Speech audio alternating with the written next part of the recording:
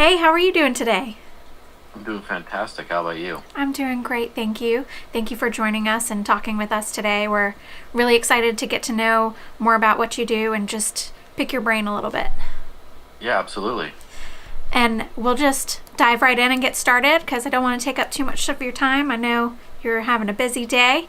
So we'll just get started. Absolutely. Being one of Dash's sub-DAOs, what is the role of the Dash Force?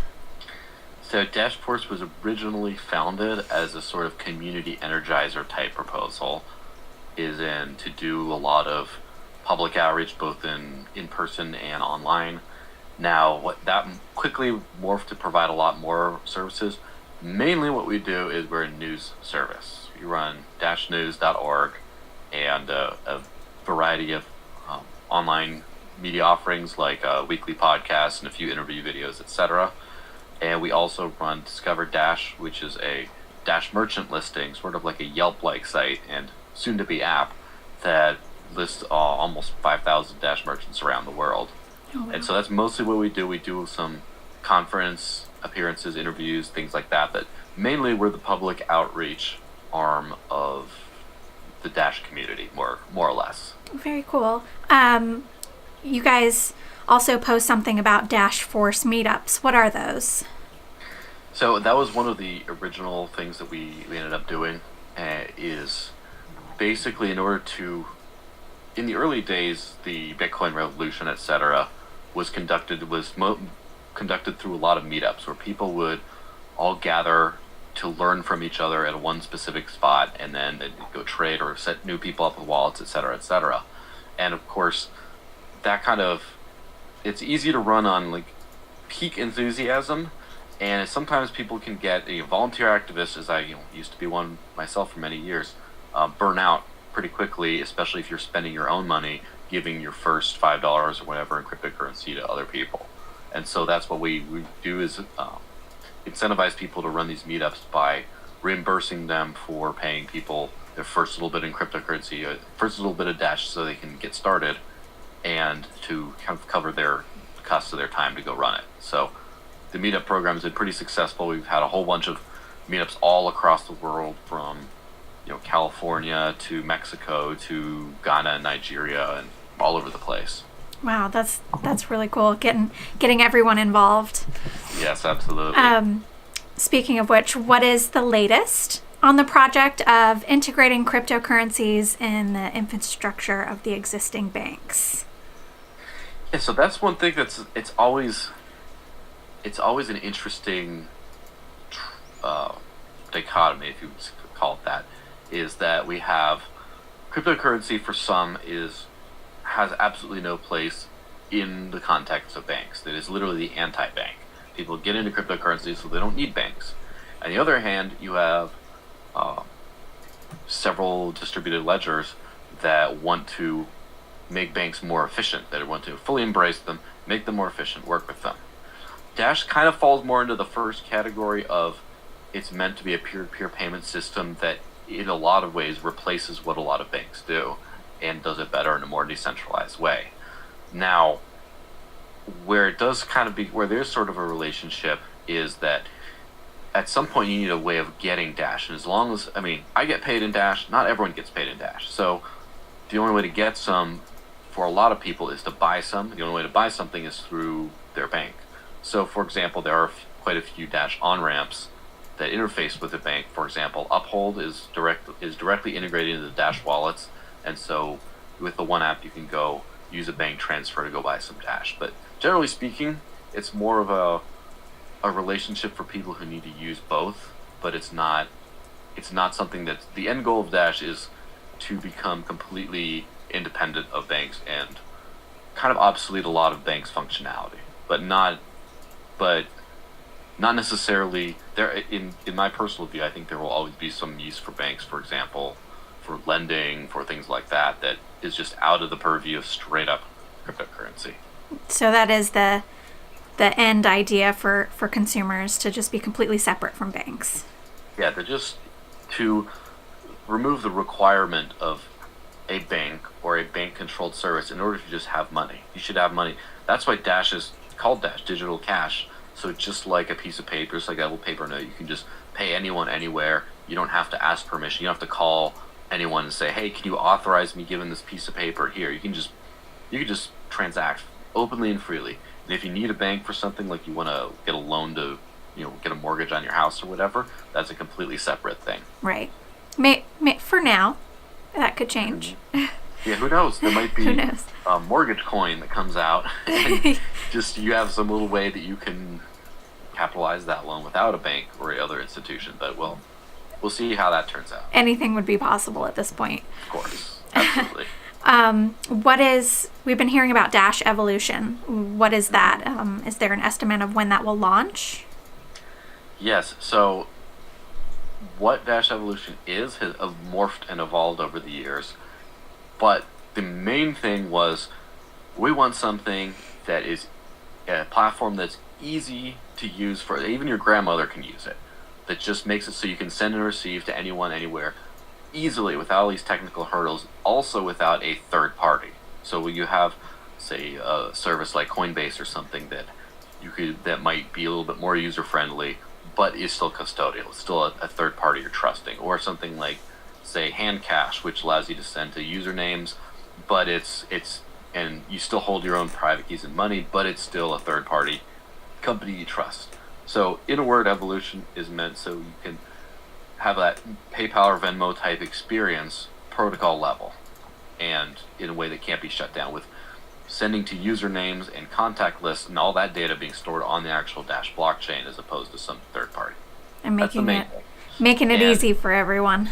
Yes, that was the main thing. Over time, while figuring out how to do that in a fully decentralized way, the Dash teams figured out that there's some extra steps you need to make that happen, which come with a lot of extra stuff.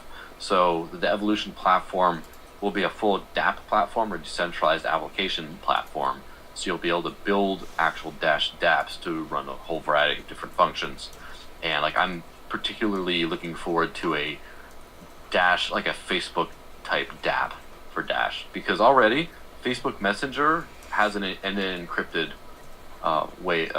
setting, and you can send money over Facebook Messenger, and that's the messenger that ties into your Facebook identity. Oh, right. And so I've seen that. It's easy to imagine that for Dash, because already when you have this system, you kind of get as a bonus and then encrypted messaging on the Dash blockchain. And so that with money, like, why couldn't you just run some kind of a social network interface and just run that on Dash? So stuff like that is what's coming out. That's one of the reasons why it's taken a lot longer than anticipated, is because a lot of extra infrastructure was needed to build to make this really work and make a lot of other cool stuff work. So the first foundational piece of Evolution just got released like a couple weeks ago, which includes some things like special transactions that are not just financial transactions, that carry some extra data that are going to be useful for things like, say, changing your profile picture and your contact and storing that on the blockchain and things like that. So that first update is out very soon. I mean, I'm watching the GitHub commits, etc. It seems like it's going to be much sooner than that is version 0.14, which will have some extra stuff, some extra background infrastructure that'll be very useful to the Evolution. And then version 1 is probably going to be out. People have been making estimates for a long time, but based on the way the infrastructure is already coming out, I'd probably say this year, this summer, something like that, should probably be a comfortable estimate. But yeah, I mean, it sounds like it's going to be pretty good. Everything I've seen from it seems like this is going to be a game changer, and people are going to. My prediction is within 5 years, no one will know what it's like. No regular person will know what it's like to send it to a long cryptographic hash. They'll all be doing that back end for sure, but the front end will all be some kind of a username or other thing like that. Yeah, no kidding. And I know everybody's been looking out for that update and waiting for the Dash Evolution to come out. Everyone's excited. Yes, absolutely. They're also doing a election to elect trust protectors. How does that work? Are you guys going to be the first to post on that when it does come out? Yes, we'll be sure to report on that. And that's a pretty complicated situation, but it's exciting to me, so I might as well. I'll talk about it.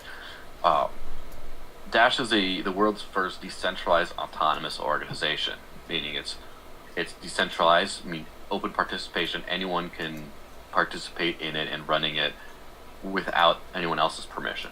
It's autonomous because it's self-funding, so people like myself and developers and things like that can get paid without having to rely on outside companies. Also, nodes, i.e. masternodes, are paid, so you don't have to rely on someone to do something for free. And it's an organization because it can come together as one. The network itself can vote on things. Like in January of 2016, the network voted to go for the big block route of on-chain scaling rather than, say, an off-chain scaling route. And they were able to come to consensus, whereas the Bitcoin hash wars and everything, you've had all kinds of fights and messes over the years because they haven't been able to come together. So what is this election then? Well, as it turns out, there is a legal entity called the Dash DAO Irrevocable Trust, which is a legal entity that allows the Dash network to legally own property.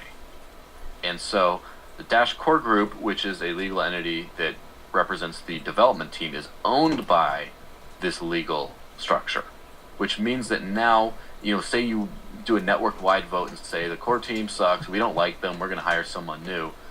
What you can do, protocol level, is cut off their funding, but they can kind of still do what they want. They might, close off access to the GitHub, and you have to start over in some ways, some kind of nonsense. But now there's an actual legal structure in the real world that's a reflection of the decentralized autonomous organization in the virtual world.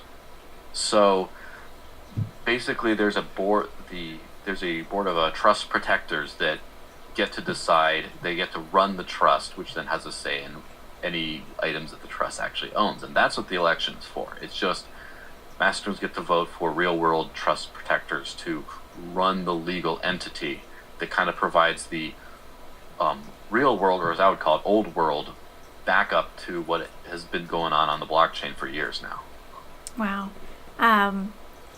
That's exciting. And there's just so much that goes into making all of this work just to make it easy for the rest of us, to where we just get our wallet and send Dash back and forth. Yeah, everything goes back and forth. Everything takes a lot more than one might guess, and what we don't always see is that happens already in the financial world today. Yeah.